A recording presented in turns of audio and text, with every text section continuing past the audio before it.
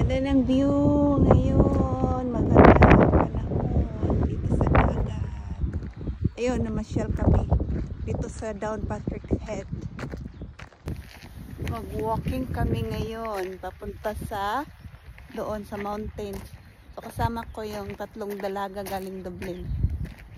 Ayan. Kasi magandang panahon. Itong butas na to, nilagyan ito ng bakod ng council dito kasi maraming nahuhulog dito, kaya para iwas hulog yung mga pumupunta dito, nilagyan nila ng bakod. At saka ito parang view deck para naman makapag picture din yung mga pumupunta dito na naglalakad at iba pang bisita na galing ibang bansa. Ito naman ay isang maliit na island na kaharap lang ng Down Patrick Head. Ang tawag dito ay Dunbriste. Siya ay isang bato, magrabing bato, pero sa taas ay may mga damo kung saan ang mga ibon ay So ito naman dyan tumataas talon yung mga professional diver nung cliff Red Bull cliff diving. So dyan sila, sobrang taas niyan, pero kaya nilang mag-dive.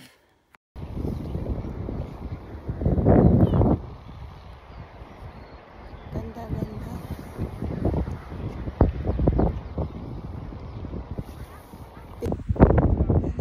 Nag-iisang island dyan sa gitna ng dagat, nakahiwalay siya.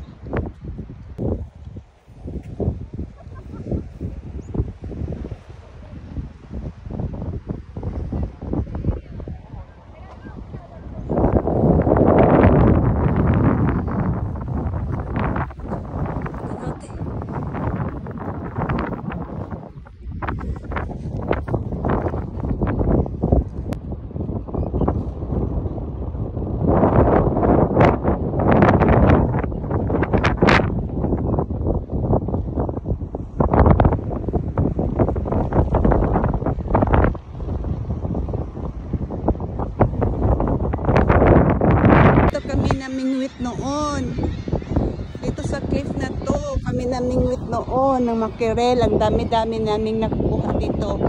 Ito yung mga lalaki dyan nakapila dyan sa cliff na yan, nakataya sila namingwit ng mga isda. Ngayon walang nagmingwit kasi mahangin. Tapos dyan mga ano din, daming ibon doon, daming ibon. Sobrang delikado dito mamingwit kasi napaka taas ng cliff. Ayan sila mga kasama ko, nagpicture yon. Sobrang hangin, grabing hangin ng ganda yung view.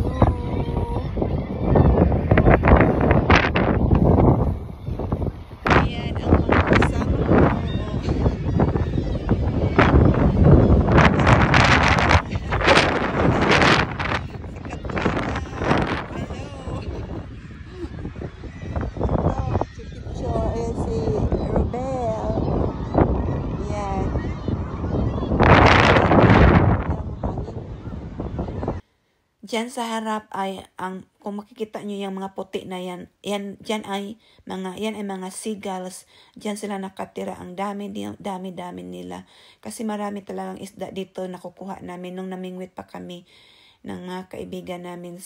Mackerel ang nakukuha namin. At umpisa ngayong month na to, June buwan na to, ang dami-dami ng mga mackerel na nakuha namin. Kaya yan kalawak ang dagat dito. Minsan mayroong mga dolphins na dumadaan dito, nakita doon sa malayo. Mga whales din. So dito lang kami para mamasyal at magpa-picture. Dito sa kinatatayuan ko ay malapit na talaga sa Pampang. Hindi ko na kaya pumunta doon kasi baka mahulog pa ako at ang sobra pa namang hangin. Kaya dito lang kami picture at saka mamasyal-pasyal. Pag mag-satisfy na kami sa aming mga picture ay uuwi na rin kami. Sana ng panahon, kaya lang sobrang hangin talaga dito sa taas. Mount cliff na kasi. Ito, uwi na kami. Yan ang view dito, magandang i-walking. Para bumasa na doon. Maganda pa ng araw, alas lasing. Uwi na kami. Maganda maglakad dito at ganun, doon sa taas.